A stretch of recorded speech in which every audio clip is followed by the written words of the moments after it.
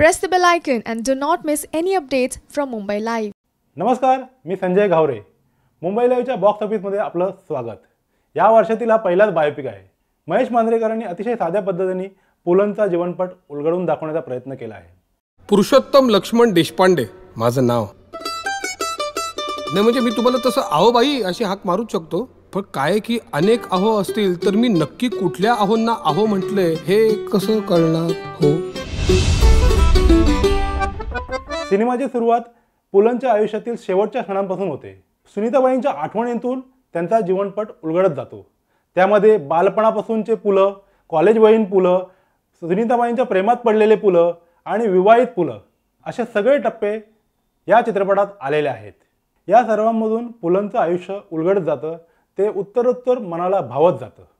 ज्येष्ठ साहित्यिक रत्नाकर मतकरी यांनी खुमारदार शैलीत या सिनेमाचं संवाद लेखन केलं आहे.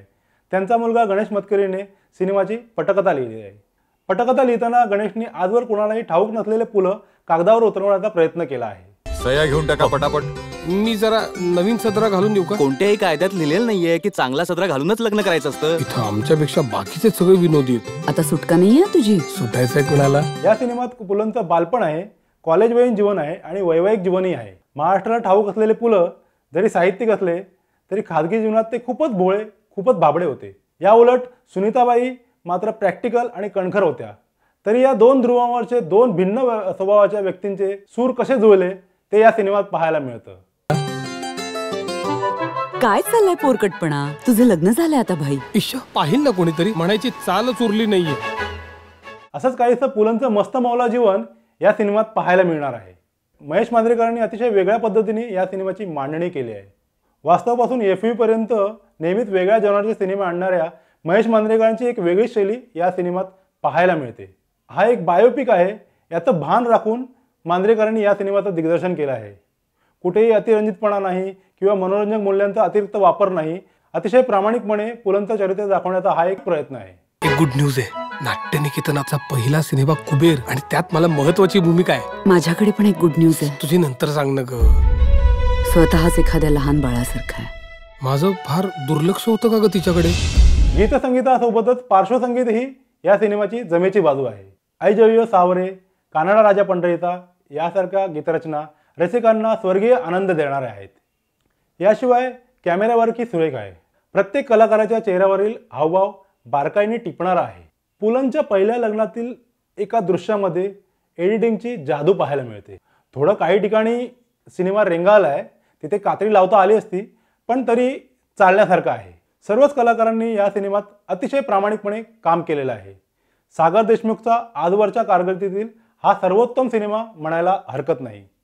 पुलंच्या व्यक्तिरेखेला त्यांनी मनापासून न्याय दिला आहे. सुनीताबाईंच्या भूमिकेत इरावती हर्षेने त्याला चांगली साथ दिली आहे.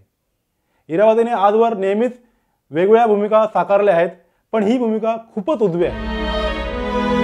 प्रत्येकाच्या वाटेला दुःखाचा आणि आनंदाचा एक ठराविक कोटा असतो. त्यातला दुःखाचा कोटा लवकरात लवकर संपवून टाकावा, म्हणजे मग उरतो तो फक्त आनंदच आनंद. तिच्या चेहऱ्यावरील हावभाव, टापटीपणा, सुनीताबाईंचा रोखठोकपणा सर्व आणण्याचा तिने प्रयत्न केला आहे. ज्येष्ठ सुनीताबाईंच्या भूमिकेत शुभांगी दामले यांनी अचूक रंग भरले आहेत. पुलंची व्यक्तिरेखा साकारण्याचं आव्हान अश्विनी गिरीने अतिशय लीलया पेललेलं आहे.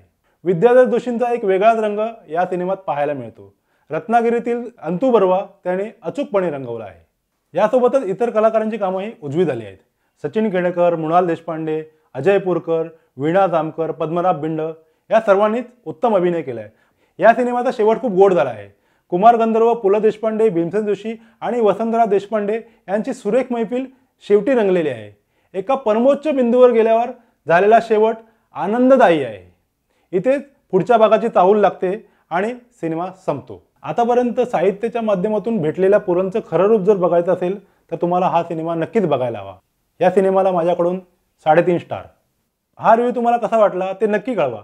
मनोरंजनपर बातम्यांसोबतच इतर घडामोडी जाणून घ्यायच्या असतील तर मुंबई लाईव्हच्या वेबसाईटला नक्की भेट द्या.